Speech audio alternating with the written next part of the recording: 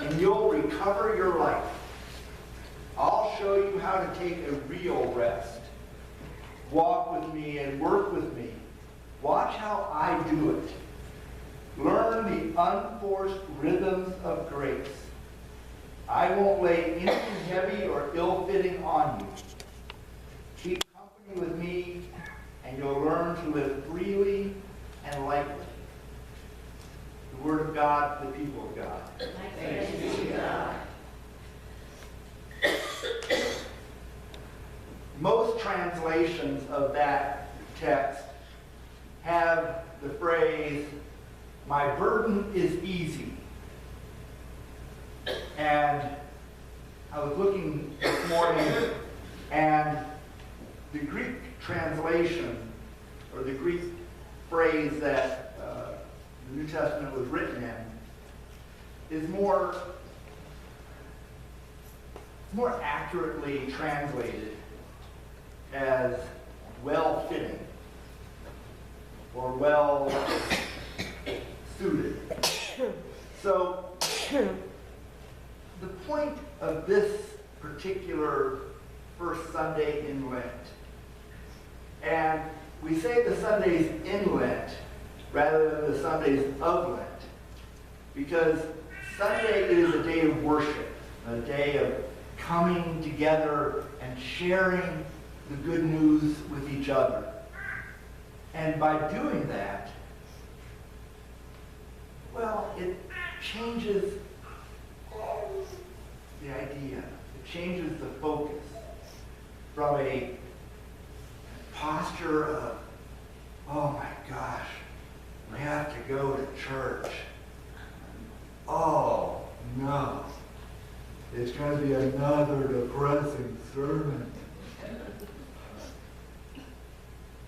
And that's not what the Christian life is meant to be. Now, why did we change it?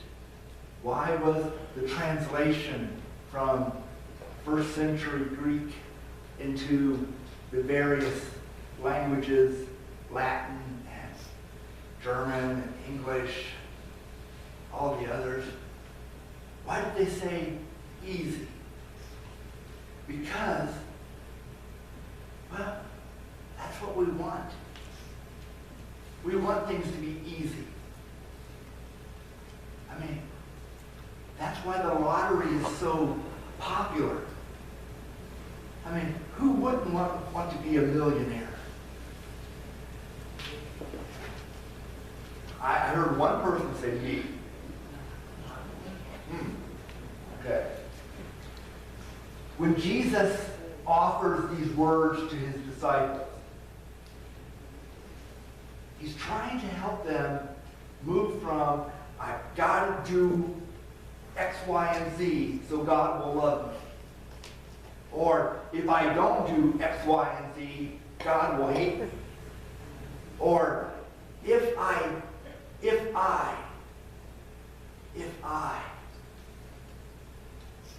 And Jesus is saying to his disciples, it's not that hard. Have you ever heard the expression, work smarter, not harder? Okay. That's the purpose of Lent. That's the purpose of a passage like this. Because we see Jesus offering to his disciples what he understands about his approach to God. Now, well, as Paul would later say in Romans, just because you're a Christian, just because you're a follower of Christ, doesn't mean you get to do whatever you want. Well, you say, well, wait a second, that's making it hard. You just said it's going to be easy. Okay? So, think about how passionate you are about the things that really matter to you. Picture in your mind those relationships, those possessions, those concepts that really get your motor running, that put a little spring in your step and some giddy up in your giddy up. Have you got it? All right. Now, imagine what it would feel like if that was the same response you had to God.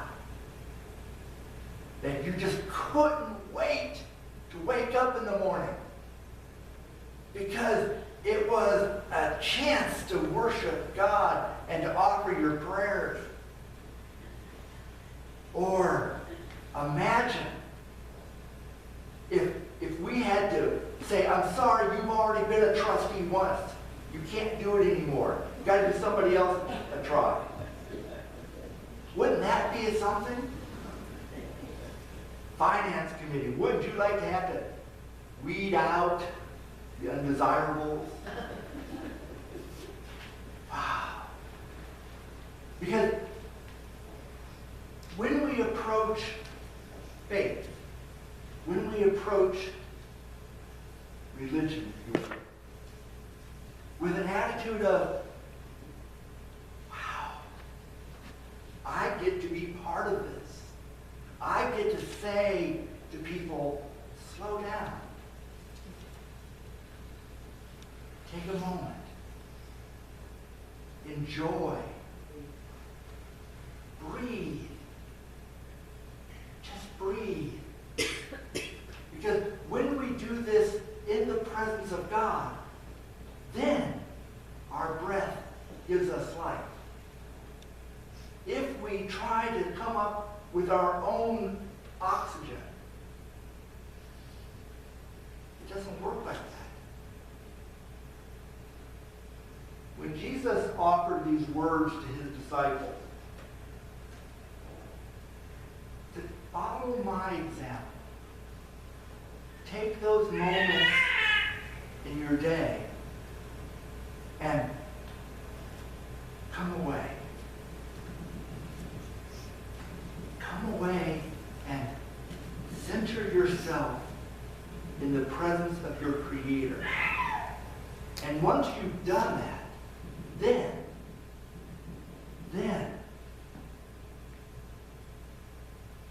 you'll see creation in a different way.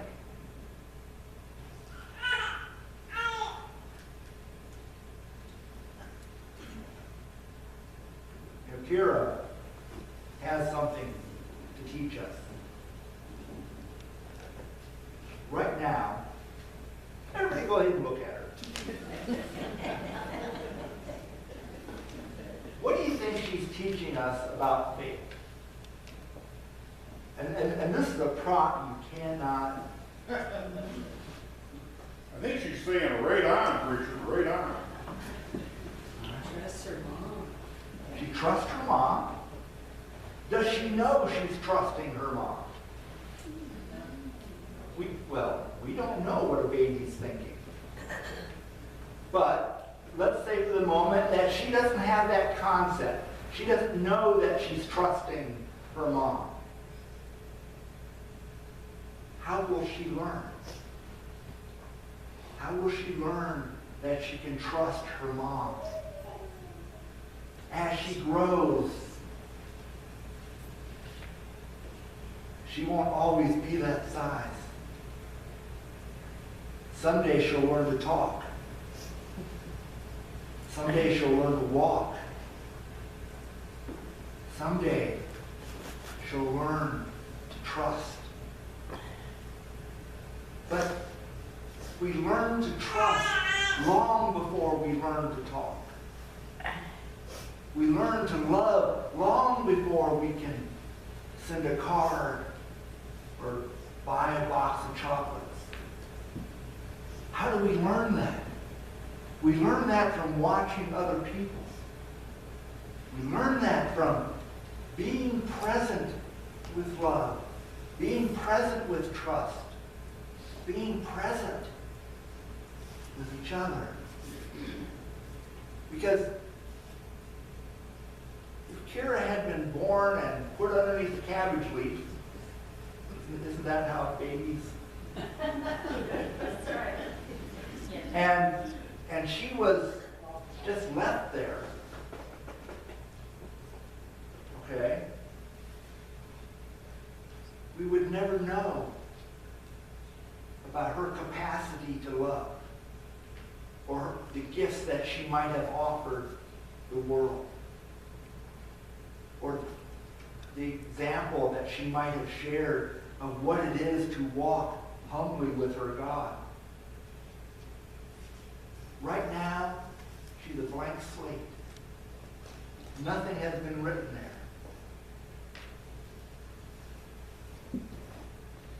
But the pen that she will write with is in your hand. When Jesus said to his disciples,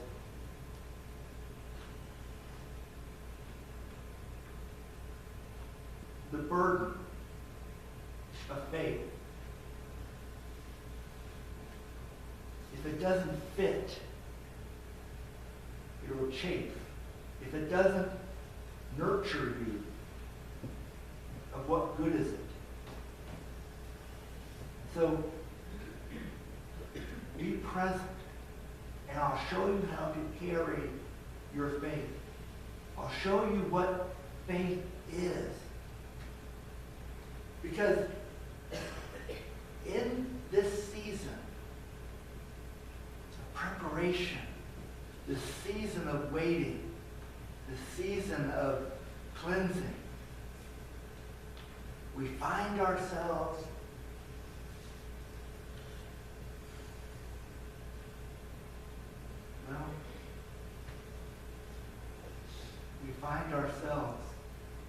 as God finds us. And if God were to sit down next to you and say, "What you doing?" what would you say? "Well, I'm paying bills," or "I'm surfing on the internet," or I'm doing important stuff, adult stuff. Imagine God sitting there twiddling God's thumb. "What you doing now?" "Oh, I'm thinking about going to the store," or "I'm thinking about my next vacation," or "I'm thinking about the price of tea in China." "What you doing now?" "Oh, I'm writing a letter to the editor," or "I'm planning, I'm thinking, deep thoughts." "What you doing now?" "Oh, I'm talking to you." There you go. You see, that wasn't hard. I've been here all along, waiting for you to notice, waiting for you to say, "How are you?" When we read the words ascribed to Jesus, we make them ours. Because we're not just reading the accounts of a bygone teacher in first century Palestine. We're reading the words that are being spoken to us now. So listen. Offer your prayers. And listen as God says, "How do you do? What you do? Tell me about it. Share with me. And I will share with you." Amen.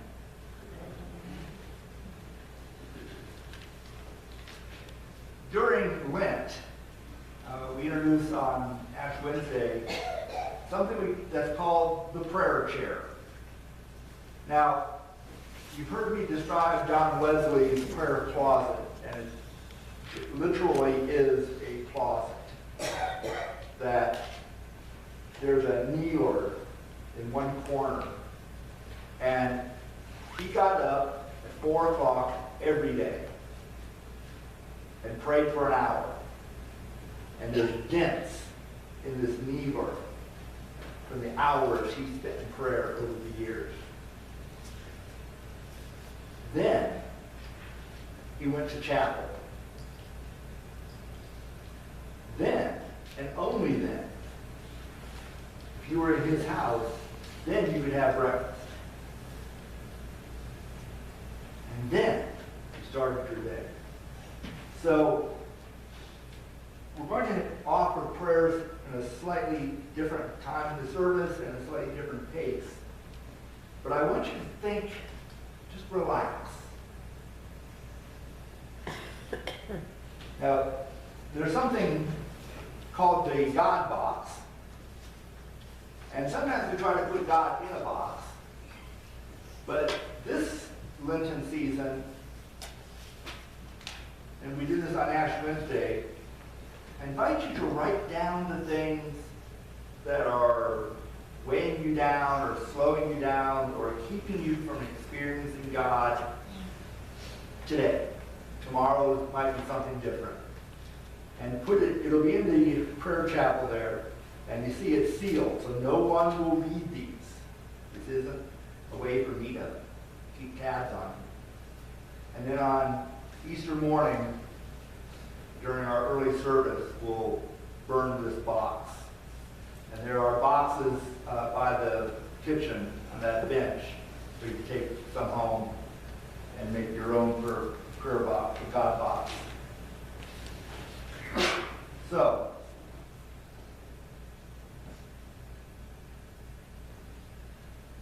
we think,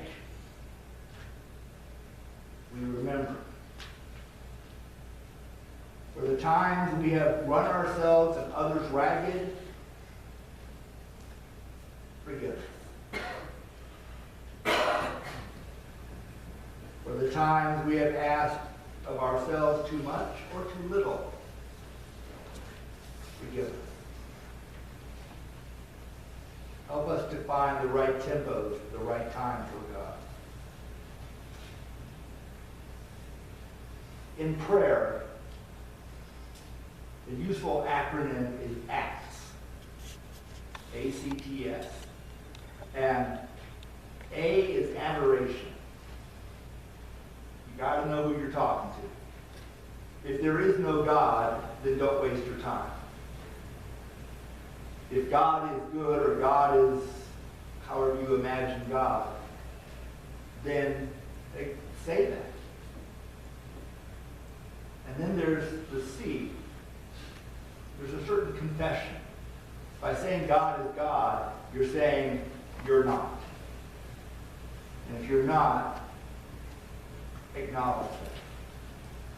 And then offer thanksgiving. Thank God for what's going right in your life. And then ask God, the S is supplication, or just petitions.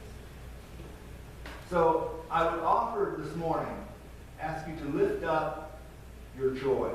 What joys can we share before God this morning? Deb. 150 years of the United Methodist Women this year. UMW turns 150 on the 23rd, I think it is.